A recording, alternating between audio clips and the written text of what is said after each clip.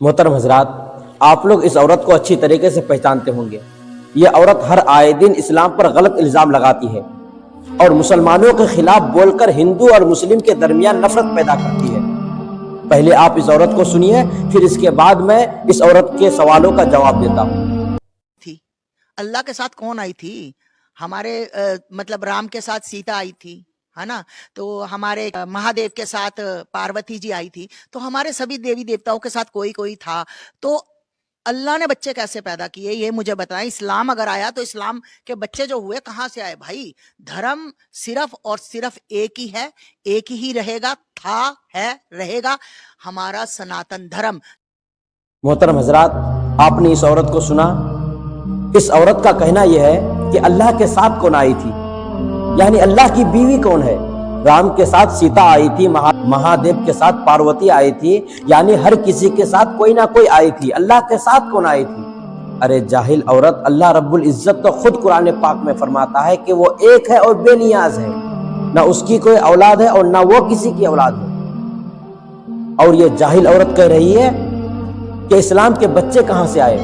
ارے جاہل عورت، اسلام کوئی انسان نہیں کہ اس کے بچے ہوں گے، بلکہ اسلام ایک دھرم ہے، اسلام ایک مذہب ہے، اور اس کے ماننے والے پوری دنیا میں پھیلے ہوئے ہیں، جس سے پتہ چلتا ہے، معلوم ہوتا ہے کہ اسلام ہی پرانا دھرم ہے، اسلام ہی پرانا مذہب ہے اور حق اور سچ مذہب ہے۔ اس جاہل عورت کو اسلام کے بارے میں کچھ پتہ نہیں ہے، اور نہ ہی اس کے سوالوں کا جواب دینا مشکل ہے، کیونکہ مسلمان کا بچہ جانتا ہے کہ اللہ ایک ہے اور اس کی کوئی بیوی نہیں ہے، نہ اس کا کوئی باپ ہے، نہ اس کی کوئی اولاد ہے۔ اب آئیے اس جاہل عورت کے سوالوں کا میں جواب دے دوں۔ اللہ رب العزت قرآن پاک میں ارشاد فرماتا ہے، اللہ رب العزت فرشتوں سے فرمایا کہ میں زمین پر اپنا خلیفہ بناؤں گا، اپنا نائب بناؤں گا۔ اور پھر اللہ رب العزت نے حضرت آدم علیہ السلام کو بے ماں باپ کے اپنی قدرت سے بنایا، اور کس چیز سے بنایا اللہ رب العزت نے وہ بھی قرآن پاک میں ارشاد فرمایا۔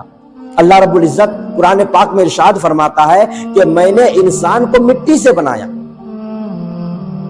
تو اللہ رب العزت نے ہم مسلمانوں کو ایک ایسی کتاب دی ہے جس میں ہر چیز کا حل موجود ہے، اور زندگی کے ہر موڑ پر ہماری رہبری اور رہنمائی کرتی ہے۔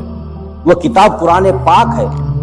آپ کو بات سمجھ میں آ گئی ہوگی کہ اللہ رب العزت نے حضرت آدم علیہ السلام کو مٹی سے بنایا۔ اللہ رب العزت اولاد سے پاک ہے، نہ اس کی کوئی بیوی ہے، نہ اس کی کوئی اولاد ہے، بلکہ اللہ رب العزت نے اپنی قدرت سے حضرت آدم علیہ السلام کو بے ماں باپ کے پیدا فرمایا۔ اور کس چیز سے پیدا فرمایا؟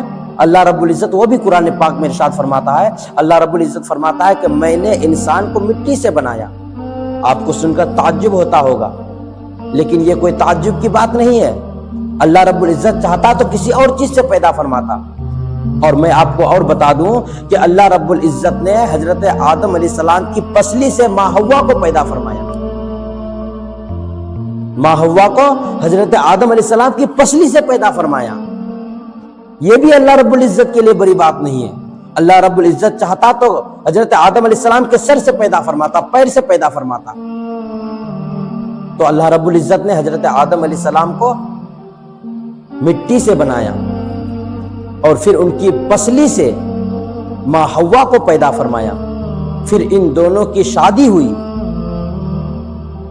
ایک طویل واقعہ ہے۔ پھر ان دونوں کی شادی ہوئی، پھر ان سے اولاد ہونا شروع ہوا۔ ہم سب انہی کی اولاد ہے۔ تو ہم نے اللہ کو مانا ہی ایسا ہے کہ اللہ ایک ہے، اور نہ اس کی کوئی بیوی ہے، اور نہ اس کی کوئی اولاد ہے، نہ اس کا کوئی باپ ہے۔ بات ختم ہو گئی۔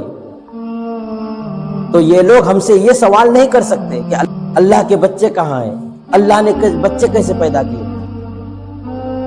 اب میں اس عورت سے پوچھنا چاہتا ہوں کہ جب اس کے کہنے کے مطابق اس کے بہت سے بھگوان ہیں، اور ان کے بھگوانوں کی بیویاں بھی ہیں، پھر ان کے بھگوانوں کی اولاد کہاں گئی؟ ان کے بھگوانوں کے بچے کہاں گئے؟ ان کے بھگوانوں کے باپ دادا کہاں گئے؟ یہ خود اپنے بھگوانوں کے باپ داداؤں کو تلاش کریں۔ ہمارے میں تو سب کلیئر ہے، اللہ رب العزت ایک ہے اور وہ اولاد سے پاک ہے۔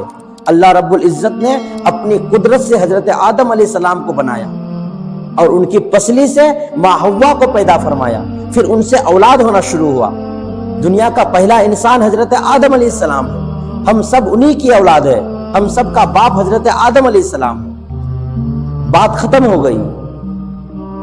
ایک بات اور آپ کو بتا دوں کہ ہم مسلمان ان کو چھیڑنا نہیں چاہتے ہیں، لیکن یہ خود ہمیں مجبور کرتے